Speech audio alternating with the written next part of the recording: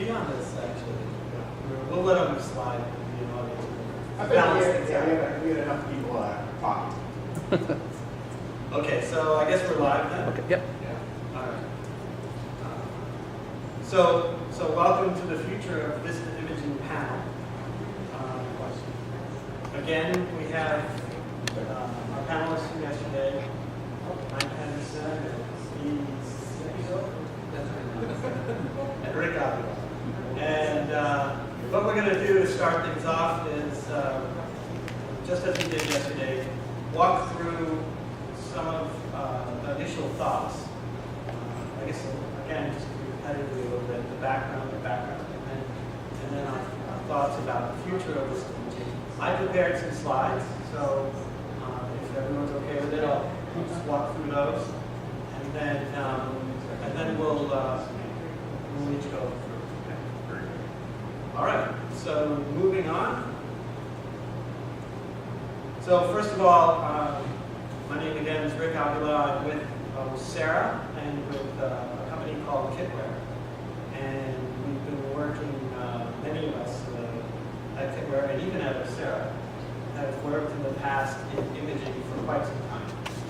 I used to work at GE, global research on imaging, and been working with Kitware for the last 8 years in imaging, and we've been supporting OSEHRA. And one of the areas that is in, I think, great need of additional open source activity is imaging. And so what I'll do is I'll walk through some of the things that we've been working on outside of VISTA and talk about sort of how they can come together and make more opportunities for hospitals to at least do research, if not have some tools that they can use in evaluating patients. So the main thing I want people to know is that we really have two worlds here. We have an open source imaging world in this research area revolving around two main toolkits, the visualization toolkit, VTK, and the ITK toolkit, which is the insight segmentation and registration toolkit that has been promoted and advanced by with leadership from the National Library of Medicine. And both of these toolkits are quite large. There are over 1 million lines of code. They're C++ class libraries, and they're highly portable, and they have fairly large communities behind them. So around 4,000 people on our developer and user mailing lists, and on the VTK, which is just visualization, things like volume rendering, things like display of graphical objects, image-guided surgical objects, things like that. VTK handles very well. And then ITK is more image analysis, so segmentation, registration, diffusion tensor imaging. Some very advanced topics are covered by ITK. And lots of companies, major corporations, perhaps ones that I worked at, utilize these toolkits under the hood and don't say anything. They just basically leverage it. They might have to acknowledge it in some ways, but you wouldn't know it if you were buying a new scanner or if you were buying a new workstation from a vendor. And I bet you throughout the entire VISTA platform, installations, there's open source imaging throughout the entire organization in a highly pervasive way. So we have this world that's vibrant and a large number of people and constantly developing in an open source way. And then for each, let's just now talk about not just the toolkits, but let's talk about the domains. I happen to work a lot in lung cancer research. And if you look at the pipeline of things that you need to do to manage a patient, identify the risk, detect lung cancer as early as possible, when you find something suspicious, be able to do differential diagnosis and determine whether it's malignant or not, and then getting involved in intervention and therapy. Imaging plays a role, or has the potential to play a role in every single stage. And there's advanced, some of these are advanced research topics, some of them are topics that are mainstream, that are constantly being basically dealt with at VISTA hospitals and installations all over the world. And so the good news here is that these imaging toolkits that I mentioned earlier are being adapted to support these types of clinical problems, and are used, in fact, in some products. So I won't go through this, but just imagine every other disease. Imagine other cancers, other chronic diseases such as chronic obstructive pulmonary disease, which I've listed here, but also cardiovascular disease, Alzheimer's disease. Just a really large number of diseases rely on imaging for significant, let's say, aspects of the management of the disease. And I think there's a huge opportunity here to bring some of these tools, which are in development, at least into the researchers' hands at VISTA hospitals, if not to actual patient care. The applications that we've been involved with at Kitware, open source applications in imaging, revolve around something called VolView, which is a turnkey 3D viz app that's completely free and open source. Slicer, which is a research tool, but it handles some very advanced concepts. Again, I'm just showing you some MRI analysis here. And then you've all probably heard of Cyrix, which actually uses VTK and ITK, those are our logos right there, directly in its, for its display and for its analysis, and among other things. But I want to point out that, the reason why VTK and ITK are so highly utilized in medical imaging is because it really does have some of the leading experts in the world basically making sure that this code has very, very good support. So it's not just eyeballs, it's eyeballs from people who really know the field. And I'm just going to give you an example that I know, which is volume rendering. So I did a lot of work in volume rendering. Basically, I can say very clearly that the volume rendering methods in VTK represent some of the most advanced in the world. And I've given many talks on volume rendering over the years, but it comes down to fundamental principles of the display of basically light and how light projects into, I'll just say, onto a plane or an eye or anything else.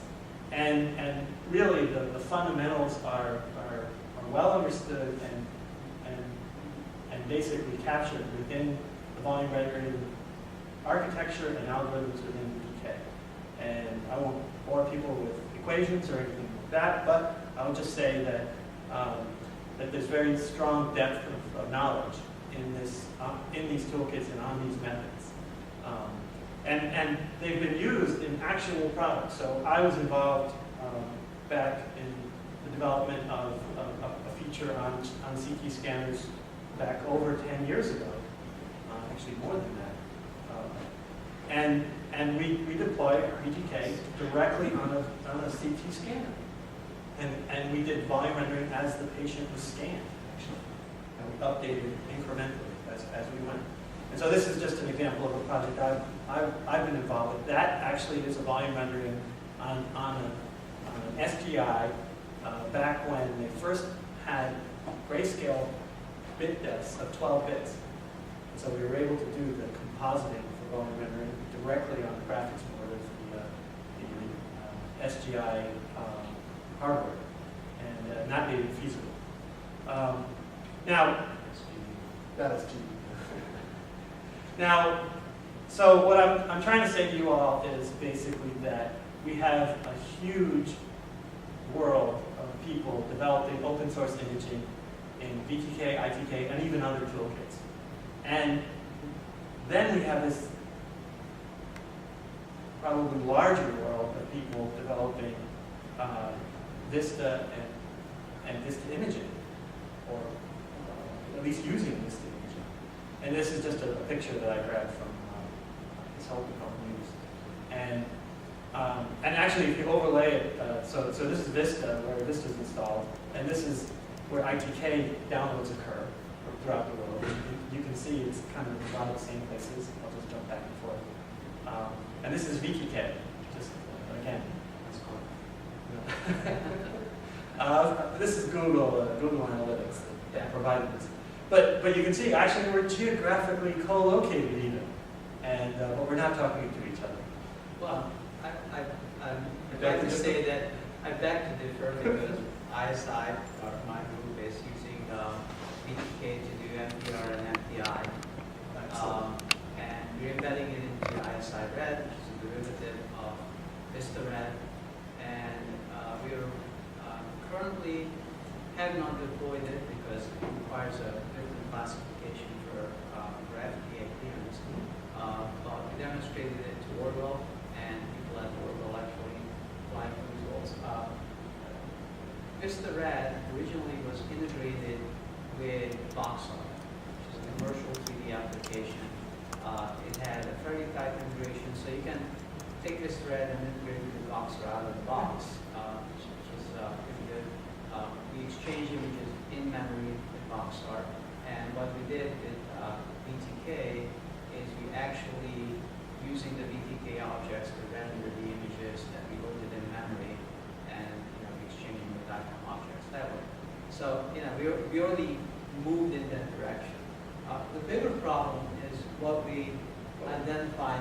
Can I finish Yeah. the thought? So I mean, I appreciate that it's being used in some Right. in some applications in some areas, but the big opportunity in open source is to have a dialogue in the community. And right now, I'm not seeing these two worlds having that dialogue. So this is the software development, basically methodology and tools that we use at BTK and ITK. And it should look very similar because fortunately at Hitler we're able to deploy this also in months, 4 months, for VISTA. So a lot of the same tools have been modified now to support months. And what we don't have a crossover of contributions and dialogue and discussion yet between the two worlds that I'm referring to. So this is really, I think, the biggest opportunity that I'll bring forward from this imaging that I see. And we talked a little bit yesterday about sort of ways in which we can start to make that happen. But I'll also just walk through very, very quickly that there are toolkits like the lesion sizing toolkit, where we measure, there are methods here for measuring lesions at different time points and determining whether or not there's growth. So differential diagnosis of lung lesions. In a 2003 report, there were over 150,000 solitary pulmonary nodules identified, and a lot of those people are told, you either have lung cancer or it's okay. You have nothing, it's nothing. And of course, 15% 5-year survival for lung cancer means, people are contemplating some really horrible things for several months. So to be able to give them an answer faster and with good advanced 3D tools is really important. So this is a fully open source visualization tool, and just to show you, I'm not making this stuff up. This is actually the tool running in Volume, which is our app that I mentioned earlier, and basically we're this is a turnkey app, so I can just basically just ask it to.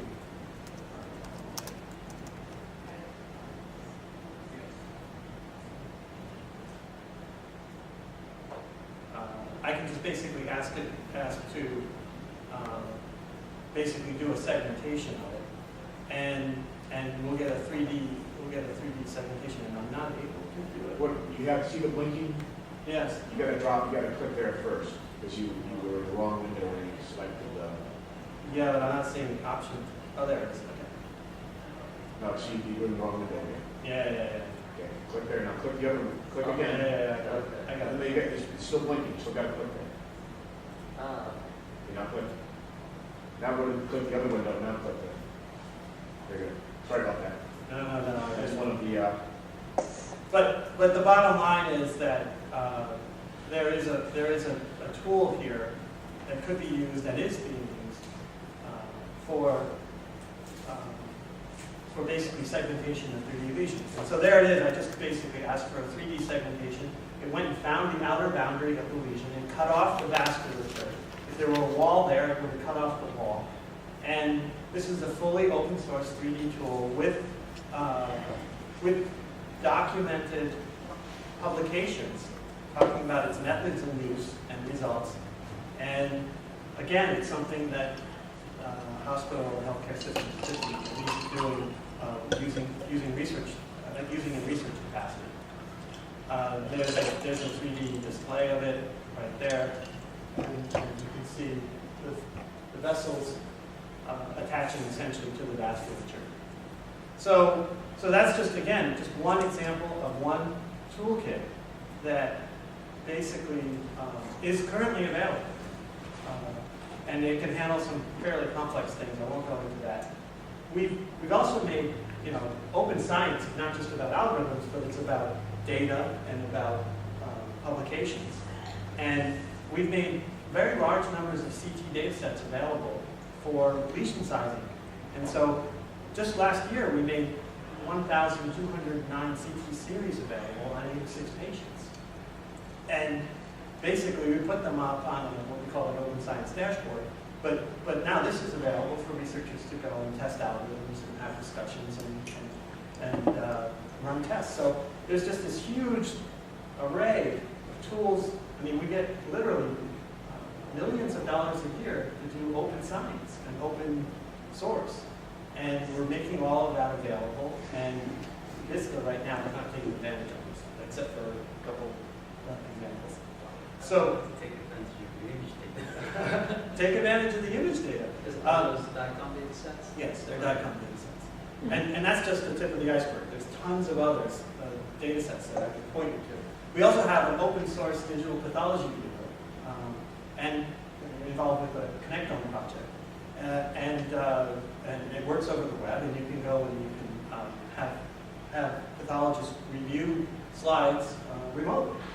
And there's a lot of tools there as well. Finally, I'll just mention we have a platform for an open source platform for visualization on mobile apps. And That's funny, sorry. what's that? The Kiwi viewer. Yes, you like the name? Yes, I really like it. And anyway, you can go download it on Android or Apple. Or, I think those are the two main ones. Yeah, and I have it running right here, so you want to see. But basically, and then finally, I'll just mention that we're working closely with patients, and I think that's really the big frontier available in open source right now, and that is they have access to far more information than any of us can get hold of, even in the beginning. And I started a project a long time ago called InScan, and this is just a pilot study showing that 40 patients can go ask their clinicians for their images and their medical histories, and then provide them to the rest of the world for free. Likely you donate your organs, but now you're donating your data. And there's some major interest in this right now, and we're going to be expanding this website. And it would be great to have connectivity to VISTA and other, maybe through Blue Button or through other mechanisms. But basically, there's a huge community out there that wants to help and is willing to provide their data because they're dealing with really tremendously life-threatening diseases here, and they want to add their contribution. And so we have an opportunity again to work with all the constituents and really move this forward in imaging and in other areas, but particularly in imaging. So look, the bottom line is the opportunity is there to bring these two worlds together. Here are the two worlds. I don't know what it'll take to finally get them to work, but if we can make the display basically have a basic capability of VISTA imaging coming out of OSEHRA, essentially, and then have the ability to just hook into a database, a PACS database for display of images, maybe through Clear Canvas, which is an open source PACS system, maybe through something else. But once you open that channel up, I mean, there's thousands of developers who can start to work with it and propose projects and do things. So that's my spiel, and I think it's I think that it's a golden opportunity really for this. So, I can hand it over now. I'd like to say a couple of things. Now I'm going to hook this one up in a minute. One of the things is that there are immediate needs that have to be taken care of in this imaging that makes it workable in the open source community, and that really has to do with the proprietary interfaces that are embedded into VISTA imaging over the years as, development went on from 1987 up until 2013 with the end of the current development contract and now it's in maintenance. The things that have to be addressed first are the imaging libraries, and there is simply display libraries that are available in the open source community. You guys probably use DirectX to communicate with the display controllers and so forth. VISTA Red has a better interface definition at that low level, so that can be rewritten using IPL and DirectX, and we could use the open source community to contribute to that.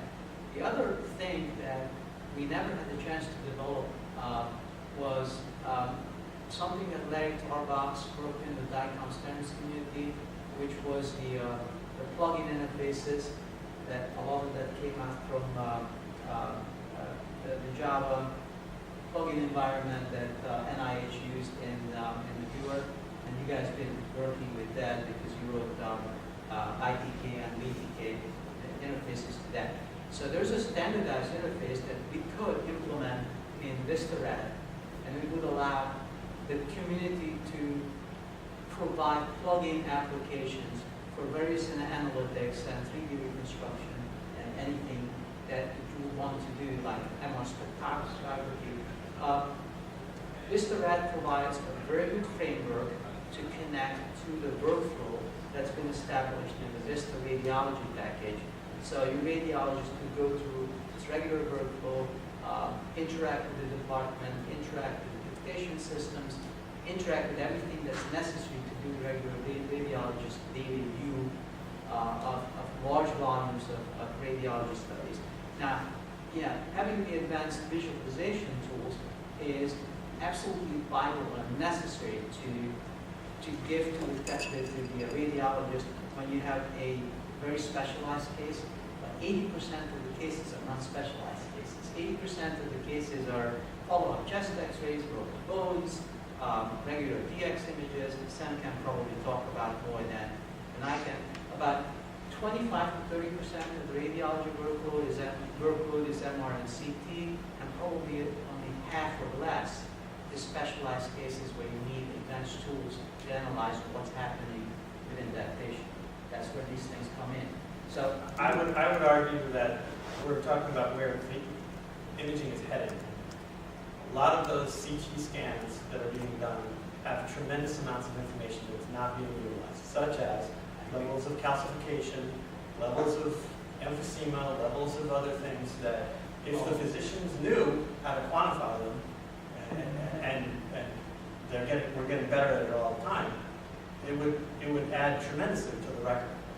I fully agree. I'm just trying to explain why those tools did not exist in this imaging up to this point. It wasn't the focus, and funding wasn't provided by the VA.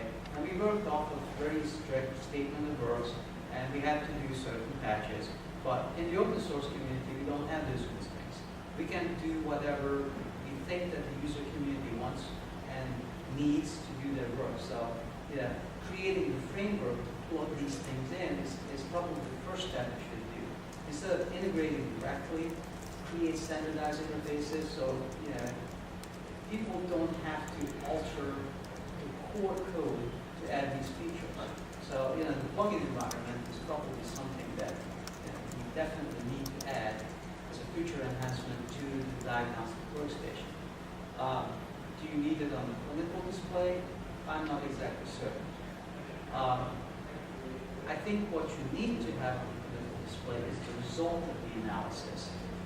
And additional images in a separate study that are the result of the reconstruction of somebody with more advanced understanding of what's going on and having access to the results.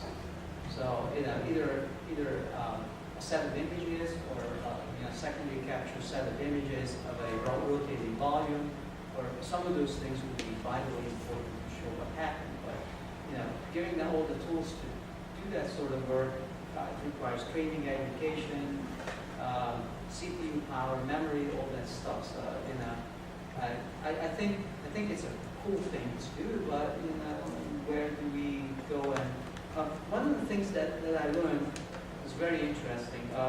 Terravita, one of your I know the one. you know them well. They probably use some of your libraries too.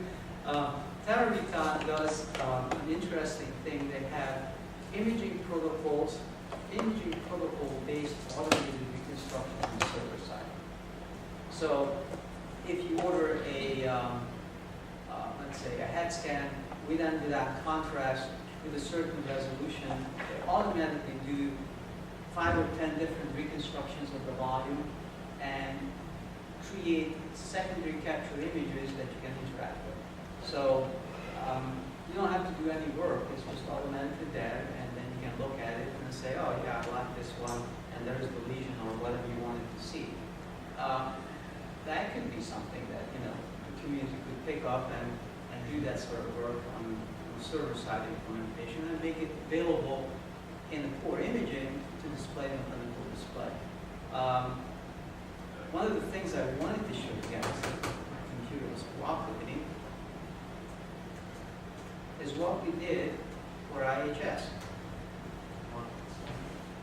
Yeah, and probably going to have to, and this is running in the VM and connected to my cell phone, so it's going to be dog slow. So you're going to have to bear with me.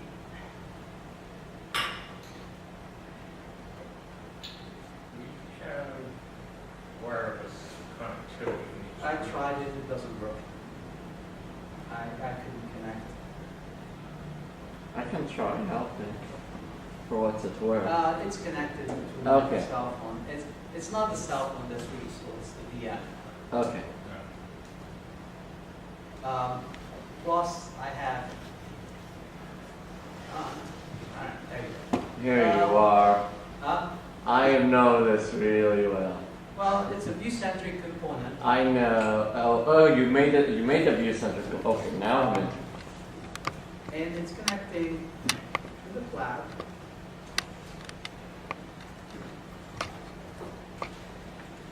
And I had a set of images, and I managed to log in. It's going to lie and it says I'm Stuart Friend, which I'm not, but We won't say anything. so basically what happened, Catherine Moore and then those guys came to us and said, well, RPMS and VISTA imaging has a fairly interesting coexistence where the single sign-on thing on the broker cannot be enabled because for whatever reason. And with no single sign-on broker, what happens is every time you want to look at images from RPMS, you have to sign into the imaging application at least once, which totally defeats the testing for meaningful use. So what we did, we created a little plugin component. This thing here.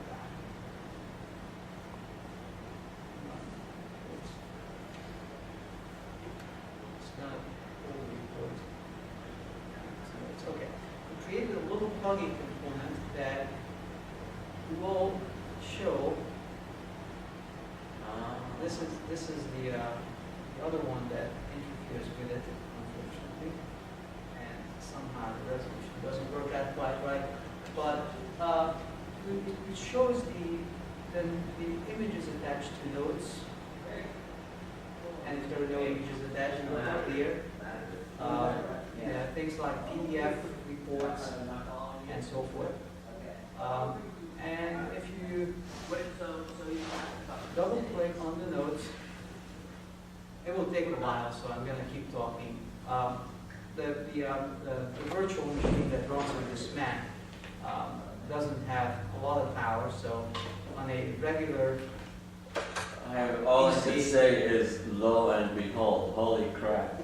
Wish we could do this with CPRS. well, the problem with CPRS is CPRS doesn't have a plug-in out. I know, that's the whole point, exactly. So You have a giant EXE and that's it. So basically, the way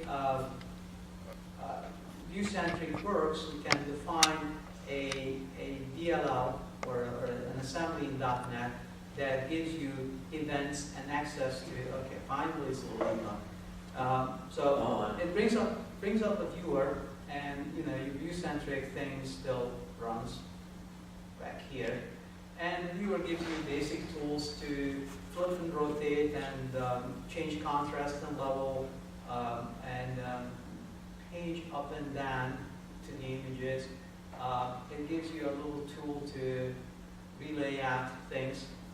So this is the notes viewer, and then there's a radiology portion to this thing, which some of you who might remember. On the reports, imaging local only. So is it open source or is it planned to be? And it is going to be fed back to the VA, and it's going to be available under FOIA. I mean the IHS. To IHS. Yes. Now, who's going to take that in the VA? Who the hell knows? This thing right now is in something called compact mode, which if you click on it, it brings up these thumbnails, and then it loads them into, loads them into the viewer, and in the viewer, you can interact with these things. And it's more like VistaRad. It uses VistaRad components. We rewrote the imaging library that's under the VistaRad components through the iDisplay interface. That is the only piece that's not open source, because we used the thing that we developed for Vista, ISIRAD, which is a derivative of VistaRad that we're installing in the locations where we maintain imaging as opposed to VA imaging. So this can be compiled 64 bits, or it can be running in. If you guys use VistaRad, you recognize all of this. Right, and then you can tile these things as well, and it has the typical VistaRad looking tools, the measurements, and everything else. This thing doesn't save measurements or annotations or anything. This is a view-only tool, but you can take measurements and measure them. Or honestly, it doesn't make any sense here, but cob angles or regular lengths or angles or anything like that. The typical window and level tool that you're familiar with in VistaRad. All of these tools are available in this viewer. This is part of the meaningful use to certification for IHS, and they're going through that. Right. The point is that the interesting point in this whole thing is this component down here is the only component that makes a connection to the database. So this is the only guy that knows, how to interact with the EHR system to get the information for that particular study, where the images are, how many are there, all that stuff. This component. Okay, so is that component proprietary? I mean, or is No, you're going to get all the .NET sources for that, Okay. for RPMS. Okay. So that gives a model how to write a piece of software that interacts with the database, gets the abstracts for that set of images, puts them up in either a full res or not a full res, full or a compact mode. Compact mode just saves space. So, and then once there are some configuration things here that allows you to change the behavior as a very simple hanging protocol kind of thing, that you can say that, well, if the modality happens to be one of these things, put it up in 2x4, 1x, whatever. Yeah. you know, the notes viewer, there's no modality, so it always puts it up in just whatever rows and columns. There are some general things, the version number and that sort of stuff. Now, just for speed and demonstration, I have the images mapped to my local drive. So, but you know, normally you would bring it up from the place where you actually have the images. So what I'm trying to say is that, and this was not changing one single RPC in imaging. And This that's what is just using the infrastructure that's there. So there are opportunities to write things. And by the way, this also talks to the VIX, so it does remote image use and that sort of stuff. So yeah, given the infrastructure, there's a lot one can do to bring up images and display them. And you know, if you navigate through these things, if you have nothing for that study, it will clear the viewer and it will clear. It's a slow machine, but you know, the radiology portion of the viewer eventually will clear. It's still working. So it's all, yeah, just tightly integrated with the EHR. Now we would need something like this for CPRS. So you know, as soon as for IEHR or you know the Janus viewer that Brad Gu and guys are working on, there are other opportunities. You know, an HTML5 viewer, although we modeled one and it has all kinds of problems, but an HTML5 viewer or an implementation of what's the JPEG, the similar thing to eyesight. I'm drawing a blank. In DICOM, we had the transfer syntax for JPEG 2000, and we have the transfer syntax with. It will come to me. But anyway, JPEG, implementing JPEG on a Wadu server, which is, you know, the moving around the screen and getting the layered information from a JPEG 2000 image and then filling back the resolution as you go along, connecting to the navigation of the mouse. That's the JPEG protocol. That's part of the DICOM standard. So there are opportunities to do that without changing any of the infrastructure that's already there. The VIX already has a Wadu or a Wadu implementation. It's a little bit bastardized, but it's fixable, so it could be a standard Wadu. Oops, I am back here. That's still working. Sorry about that. It just got pretty slow. But I wanted to show you guys that, you know, we have been working with imaging and we have been changing it slowly to make it more open and more accessible. And that's what we're missing right now is we can't go in and see these, you know, if you can see the interface or you can pull out what needs to be done, you can, you know, reconfigure it. But when you look at it and it's either redacted or it's missing completely, it's hard for us to figure out what's going on. We don't know. Well, the thing is, us as ISI imaging, I'm not casting blame. I'm intrigued by what you have here because it's exactly what we need to see. right. I have a question. I have one of the complexities with the imaging packages is the FDA regulations. Yes. How will that affect or could affect the open source? Well, the way it affects the open source is that you can take the open source, you can compile it, you can change it, you can test it, you can do whatever you want to do with it, as long as you don't put it in a clinical environment. As soon as you put it in a clinical environment, what it means that you have to follow the FDA regulations.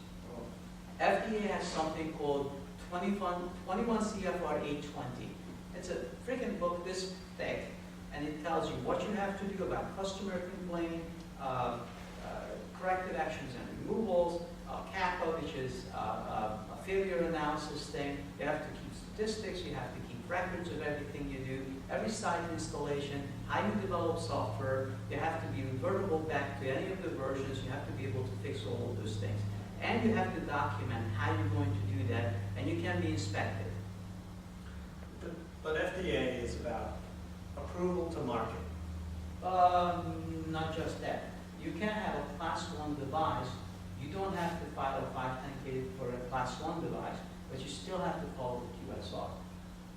But it's my understanding, well, anyway, we can talk about it offline.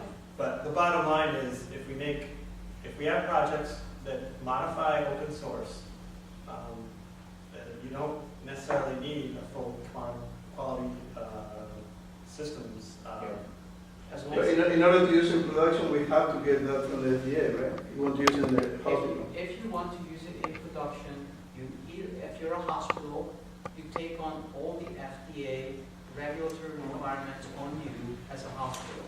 So if you put open source in a hospital, you have to make sure that the hospital understands that it's their problem if somebody dies. Well, no, I mean, not exactly. So the FDA, the FDA isn't hostile to open source. I mean, they've actually published a number of favorable assumptions about open source that make it possible to use it. If you're supporting the FDA, if you're putting a viewer into the an open source viewer into the hospital, you have to have a specific configuration, and they're not allowed to change it. Okay. Okay. If you put it in that way, then and you follow the FDA rules, right? And Right. You as a right. manufacturer- Somebody has to, in order to market it for this use, somebody has to go through those steps. But you can start from an open source base. You have to do the configuration. You have to do all the due diligence for intake of code of uncertain pedigree or some software of, yeah. And then you have to test it, you have to prove that Right. you tested it. And So, but the bottom line is that open source is used extensively in medical products. yeah. And it's not a barrier, No. any more so than the FDA is a barrier to any product. And they are a barrier. That is absolutely, Yeah. well, somebody has to take on the responsibility. So it's So that's, I'm trying to understand if we go ahead with the project in the community, what kind of thinking in the roadmap is. in the community, you can start the project. OSEHRA is a perfect example. You can download it, you start up OSEHRA.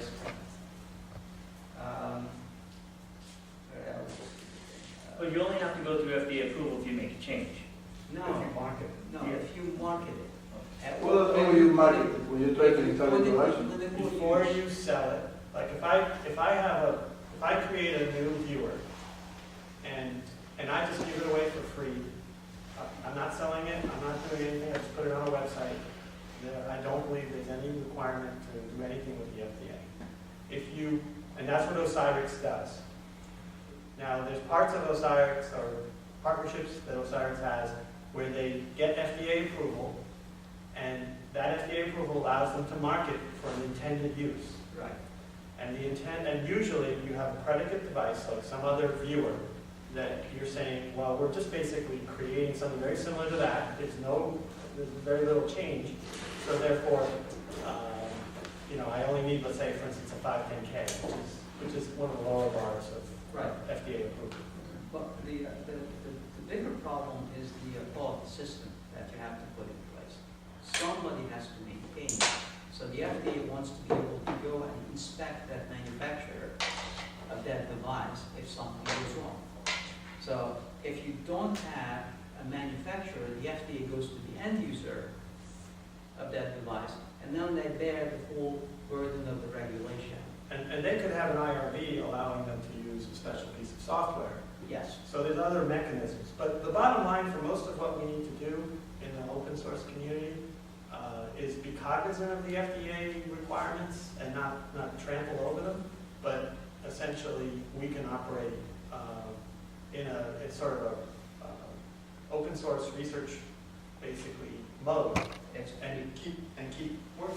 So if you want to change something in VISTA imaging and you want to test it, feel free. There's no regulation.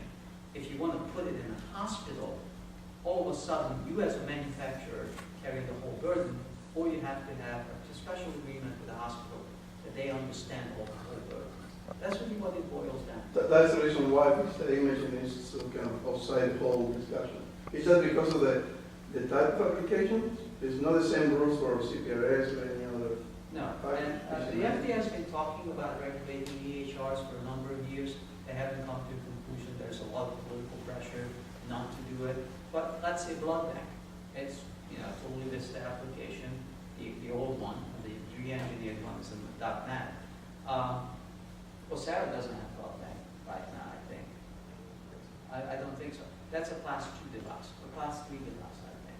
So it requires a higher level of regulation than a PAC system, which is a class 2 device. But those burdens are just to understand that you cannot just take it and implement it for yourself. You have to have something bearing that responsibility. I was trying to see in the future. Right.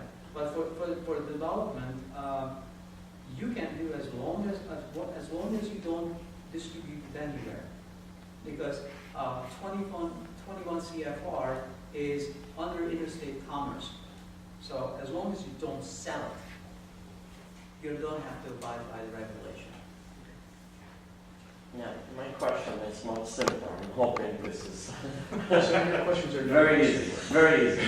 Does ISI have registration for their products Yes. as under the FDA? So anybody who has a VISTA implementation can go to ISI and say, I want VISTA imaging or something equivalent, and they'll do it. Okay, end of story.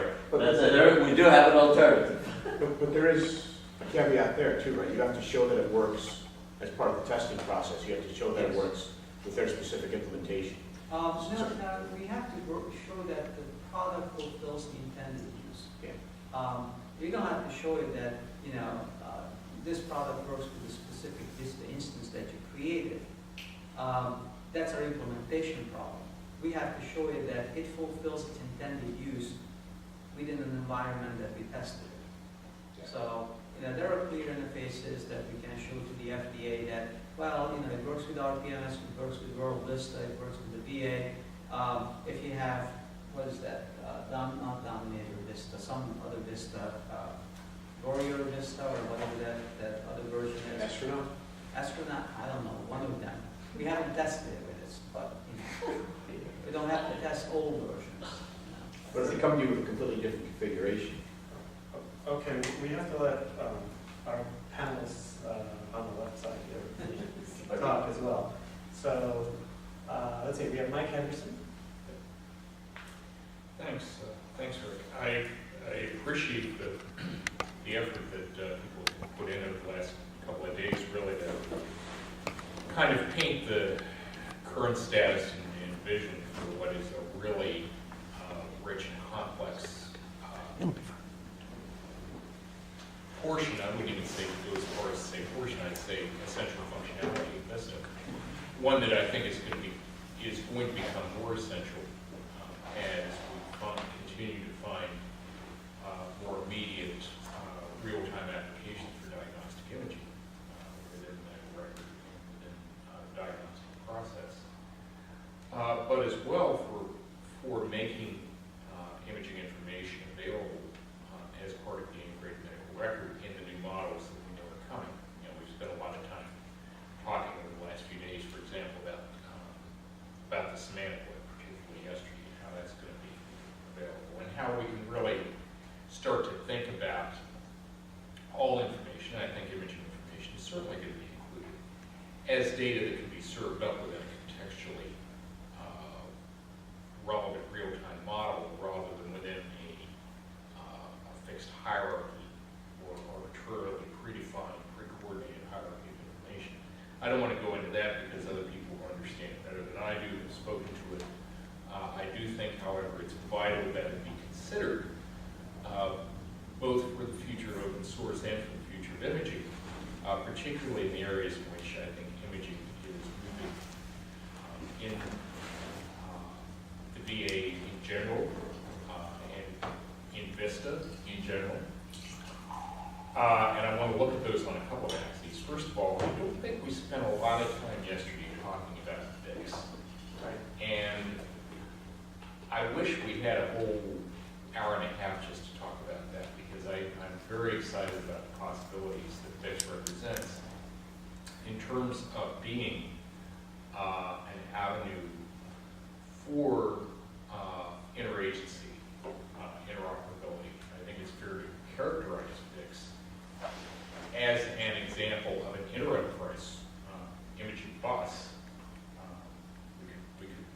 trying to genericize it. I've been sitting here trying to think of acronyms. Community Imaging Information Bus is about the best I've been able to come up with, CIIB, and that doesn't exactly roll off the tongue, so I'm going to have to keep working on it. But I think that it's a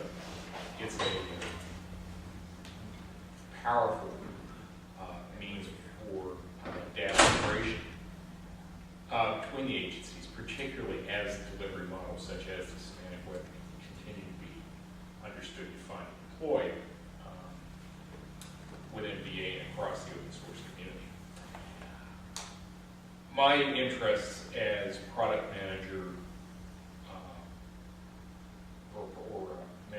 director open source product management for OSEHRA, of course, are going to be a lot of what goes on behind the scenes in terms of the development and coordination of the inclusion of these technologies in our open source base and making those available to the community.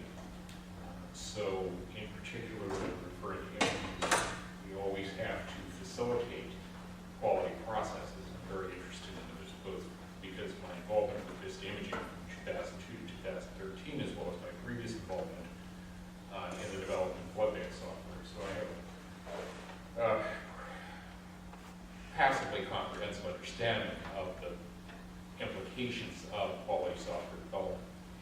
And the immediate implications are going to be the encouragement of and implementation of certainly test-driven development friendly, but most importantly, agile processes in incorporating community contributions to the OSEHRA code base for making those available to the open source community. And I think that as we are able to kind of make ourselves aware and share our understanding of what those processes entail, it's going to make a better open source product and also make better individual products and community products for all of us. And I'm very excited about this possibility. So why does all this matter? I think it's because we need to understand whatever platform we run on, whether it's a relatively rigid client-server platform such as, I'm sorry to say, Csipo still operates on a more loosely understood plug-in platform such as what we're seeing RPMS evolve into, or whatever. We still need to be able to facilitate some very basic, relatively basic, but very important extensions to imaging. It's not really been understood, for instance, how telepathology is going to be implemented within VA or across VA and DoD or across any arbitrary group of facilities. But it's something that's very important, both from a VA point of view in terms of resource deployment, as well as, in particular, in the United States from a quality systems point of view. Now, there are some very basic infrastructure elements that need to be understood.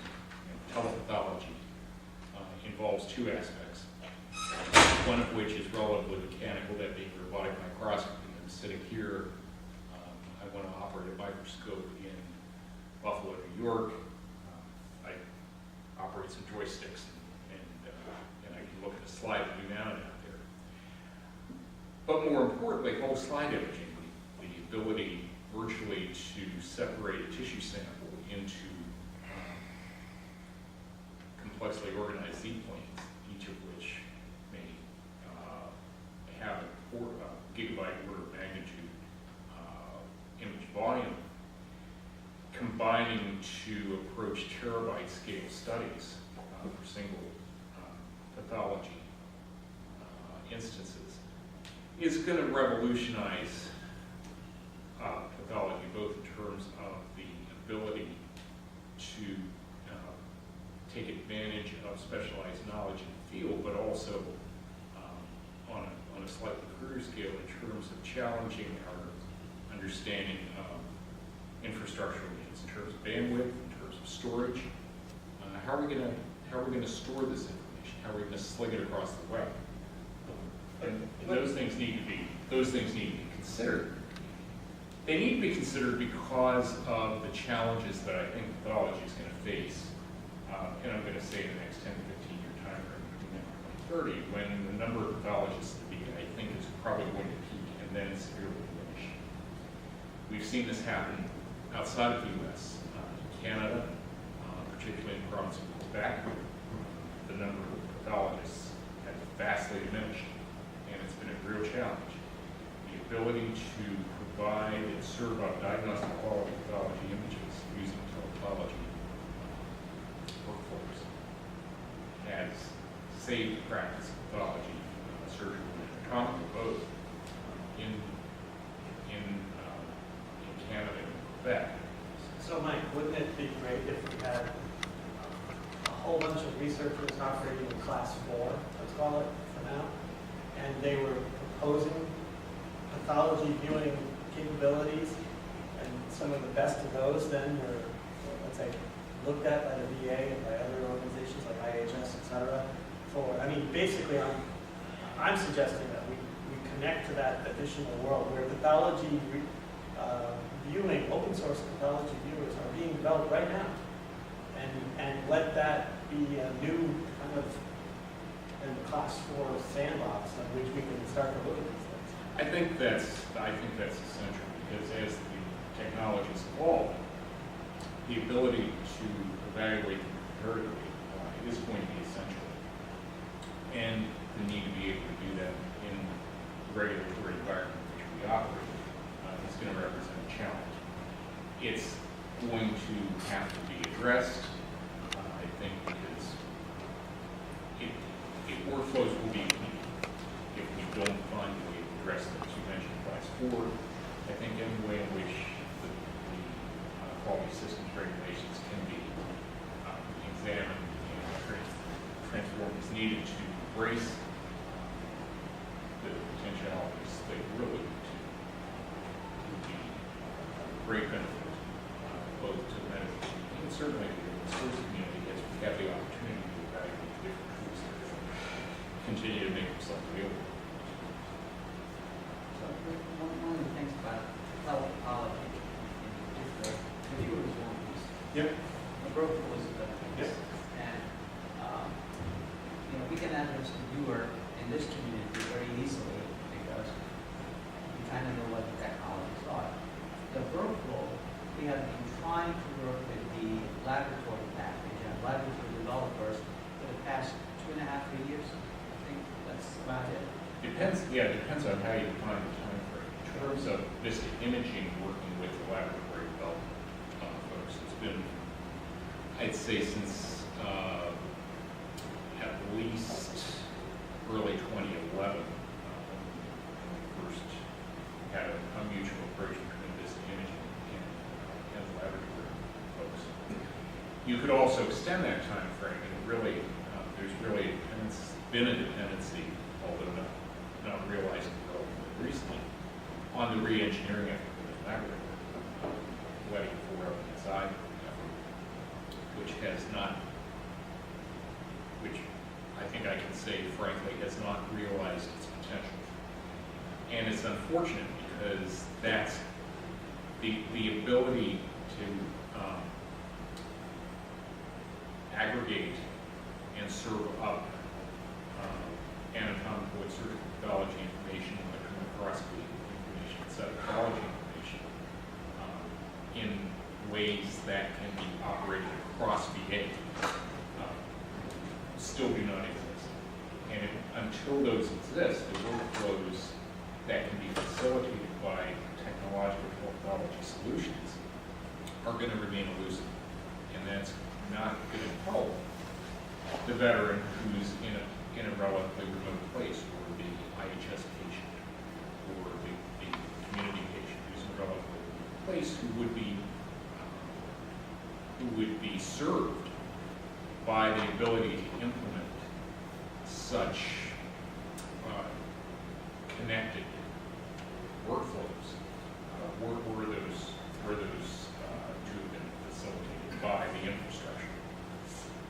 actually, we should let Frank. Well, no, as I'm listening to all this, really, one of the things that you mentioned slinging across the web, and as more and more hospitals and businesses and regions are consolidating data centers and so forth, but one thing that we always have to consider is one thing is creating a viewer and having the ability to provide these services. The other thing is delivering it. When we're working in this realm, we have to make sure that we're able to think far enough ahead for the infrastructure that we have today to be able to deliver the data to the, for example, here in this visit in Puget Sound, the difference between the two VAs in American Lakes here in bandwidth of trying to capture data or pull in data is incredibly different. They're in the same visit, they're just 20 miles apart, but the bandwidth and those are the hurdles that I've always dealt with imaging has to do with tackling those hurdles like Hawaii and Alaska, being able to get to the data centers. all the time because of the computing sectors. But let me talk about bandwidth and image distribution. Okay. No, and that's just what I'm saying. That's all I really had to say is that I think that technology has been moving forward at such a high rate of speed, but really in a lot of these systems in hospitals that we've approached and we've talked to, they don't have the infrastructure capable of handling the type of images and the amount of data that we're trying to pull. And that's been because I was involved in the IDHR discussions, and you see, and that was a consistent theme was how do we deliver, whether it was Janus, at that time, what I heard them talking about was they'd have to order the images a day before in order to have them, and that was one big barrier, and that's something that we have to tackle. Yeah, and I think we can't fail to take into account the very prosaic infrastructural challenges that impede workflow, such as those that Frank has just referred to. And these are things that I've been encountering ever since I worked on the Hawaii Clinical Information System project for Kaiser in the late 90s. We had the same issues. Relatively rich bandwidth in our island, but when we had to go underneath the ocean, all our architectural assumptions were shattered. Let me talk a little bit about image distribution because that's where the mix comes in. And as of 2013, there are 152 installations of big servers in the VA. Our last statistics showed that we moved about 10 terabytes of image data across the network. And we cached that amount of data at each site wherever it was moved. So subsequent access to that data doesn't go through the network. So we achieved about a 30% savings of image traffic in the VA, having this network of servers. What happens, I don't have a demonstration of that, but when you have remote image views, tabs show up on the imaging viewer where the patient was seen. If you click on that, you get a list of studies, and click on a study, and it's moved to that big server, your local big server at a relatively good speed. Yeah, you may have to wait a minute or two to get a CT study, but once it's there, everybody in that location gets a CT study at local speeds because it's cached there for, I think, a month or 3 months or something like that. So, we addressed some of the infrastructure and networking issues. Also, we applied lossless compression to the image traffic, so it gets compressed 2 to 3 or about that. Chest X-rays, mammography studies, other things compress a little bit better because there's more air in the images in general, or black area. So, as far as today's image delivery systems in the VA are actually much better than anything out there, and utilize the bandwidth pretty effectively. And that's the big thing about this. Good points. So, let's see, any questions from our audience? Wes? Oh, Wes was going to say something about semantic healthcare, right? Yeah, we did actually get, there was a big discussion a few days ago about getting a semantic healthcare discussion board set up. Mike and myself and Chris lobbied intensely for to happen while we were still at this meeting. And if you go to the OSEHRA site and look for the group web of data, you'll note that it's now up. You can access it. There's actually been the first posting to the discussion or by a non-meeting.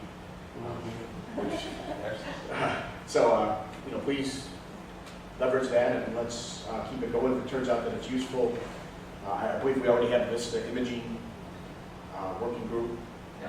for this, so we can continue the same types of conversations we're having here on that side as well. So Next VISTA Imaging Working Group meeting is tentatively scheduled for next week. It will depend on my network availability if I can make it or not. If not, we'll postpone it by 1 week, which is unfortunate, but we have to spin off project groups to start to work on this thing, and we need to discuss that. So There seems to be two goals, general goals. One is to have a working version of this imaging in any, say, this instance you pull out of OSEHRA, for instance. right. And then the other one, and that could be a huge effort depending on how far you go. Then the other one is one I'm fondly interested in, which is just being able to have a real basic capability of being able to store some images and being able to allow this rest of the community, imaging community, to hook up their viewers, their plugins, or whatever it might be, into that. And once they know how to do that, then we open up the floodgates of communication between the two worlds. And so I guess I'm in favor for a minimal this imaging capability, just be able to store those images, be able to do certain forms of communication, and then go after that other piece. I don't know how you feel about that. I agree. I mean, let's discuss that next week. and then, we don't have to wait for a VISTA imaging meeting to discuss. We can discuss using use it as a mailing list. If you send something to Yes. VISTA, Feel free to share the ideas and then they'll give Dee something to beat up with an axe when he comes into the meeting. I'm not beating up anybody with an axe. I'm not controlling the Ideas. process. Ideas are dangerous. I have dangerous ideas, so don't worry. Let's hear those. Let's not go there. But the things that have to be realized, that if there is a need, you guys need to decide what the priorities of the needs are and contribute work to those priorities, and then move forward. I am not controlling the process. I'm not going to say that that's a bad idea. I'm going to point out the pitfalls that you may run into, but that's your problem. However, since you have, with that lead-in, let me say, as Director of Open Source Project Manager from Sarah, that discussion needs to be informed by subject matter experts as stakeholders in the particular projects that are undertaken, and in particular prioritization backlog items that become targets for agile sprints, Yes. for getting things into our code base. So certainly we're looking forward to your contributions, Yes. and more than passive contributions. I think I'm going to have discussions. active contribution. But once we start the project, we have to pick a project manager. I may not be the best person to do that work. So all of these things have to be discussed, and I'm treating the working group as a standards committee. I am not in control. I am the facilitator. I am telling you guys what may work, what may not work, but that's my opinion. And you have to come back and say, okay, well, we discussed this, but we still want to go that way. Okay, fine, everybody go that way, put the effort behind it, pick a project manager, go with it. And I'm not going to stop anybody from doing anything. I'm a resource. With that, whatever portion of the resource you choose to contribute to help us form a workable roadmap, we'll be grateful to receive that. And I'll be working with you because you have just as much understanding as I do. Yes. I'm sorry, I'm gonna ask a really stupid question. So All right. Don't, All right. well, if you don't want to address it, you know, just say, stupid question, never mind. So, there is, my big question now is, you know, in the open source world, usually people will work on something if they have an interest in it, and you know, they're gonna get something back from it. So my question is, you know, how are you guys gonna get to work? There's a lot of work to be done, and how are you gonna do this? And especially that most imaging users are actually VISTA imaging, are IHS and the VA, and they're not. They have their own priorities, and they're not gonna put their pots on the money on the line here. So I'm just wondering, you know, what. Are you asking where the resources are? Yeah, exactly. Yeah, so first of all, again, I pointed to that large, well, you weren't at the talk, but there's a large community, including kitware, that gets fairly substantial funding on open source imaging from NIH and from other sources.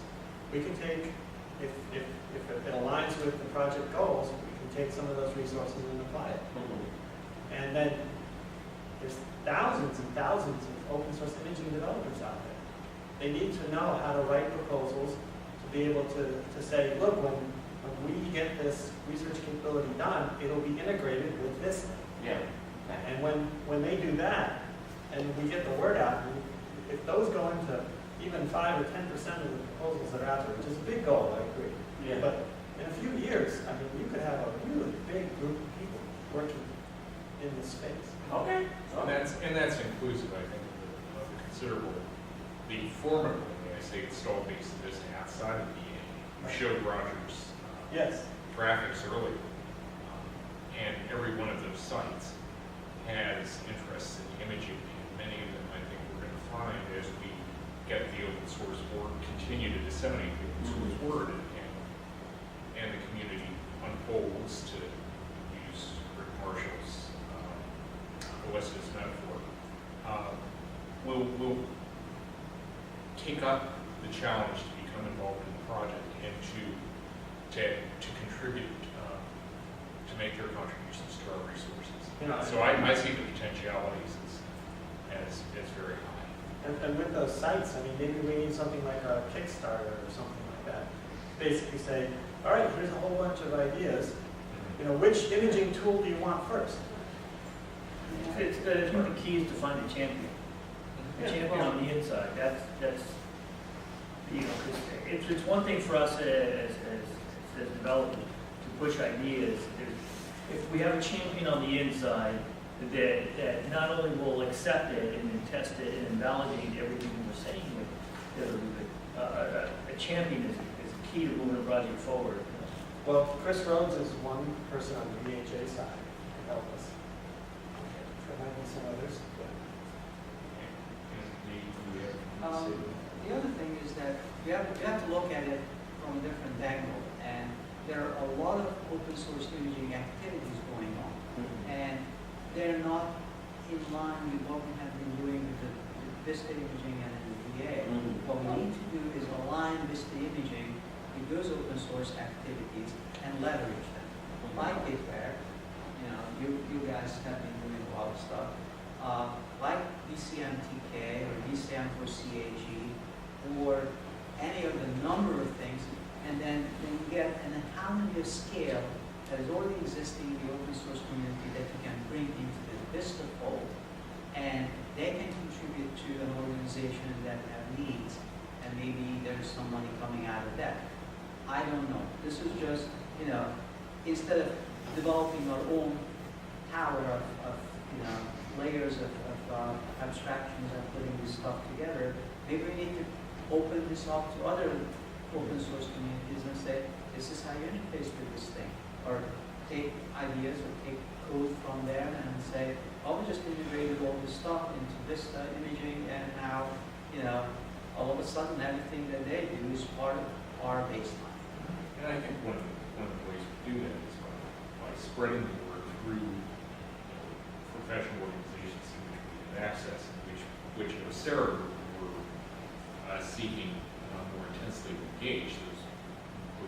RSNA, SIM, SCAR, Right. all of those avenues, I- both for getting the information out, as well as for identifying and engaging with potential champions for increasing the visibility and adoption.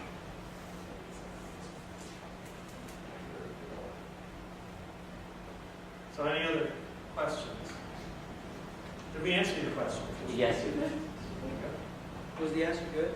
The question was really good, by the way. You know, oh, thank you, but, you know, I am, my own problem is, you know, I've sort of seen the VISTA community and everybody's on their own corner doing their own thing, and it just does not encourage me right now. That's all, you know, but I'm the pessimist, so listen. Well, I mean, you know, look at it, convergence of RTMS and VISTA. That's one of your toy ponies that you know, Yeah. that you brought to the table, and it would be nice to have one case and, Yes. use one framework, or at least allow both frameworks work in parallel on both systems, which is not exactly manageable at this point. But to kind of carry on a theme that I think we've seen through this week, it's possible for those convergences, and I will make that plural, to occur on a dynamic and organic basis rather than necessarily await the imposition of an arbitrary structure, which I think a lot of us would agree has really ossified and stunted the growth of VISTA over recent years. We have seen, those of us who go back far enough, have seen far richer, if somewhat more anarchic and chaotic models that have been productive, real value to the community at large, and not just to the particular corners in which the activities take place, because of, I'd say it's a visceral need for collaboration, both to learn from one another and frankly just to toot our horns and say, wow, look at this really neat thing I have. I want to share it with you. I think if we encourage that spirit, it's hard to imagine limits to it.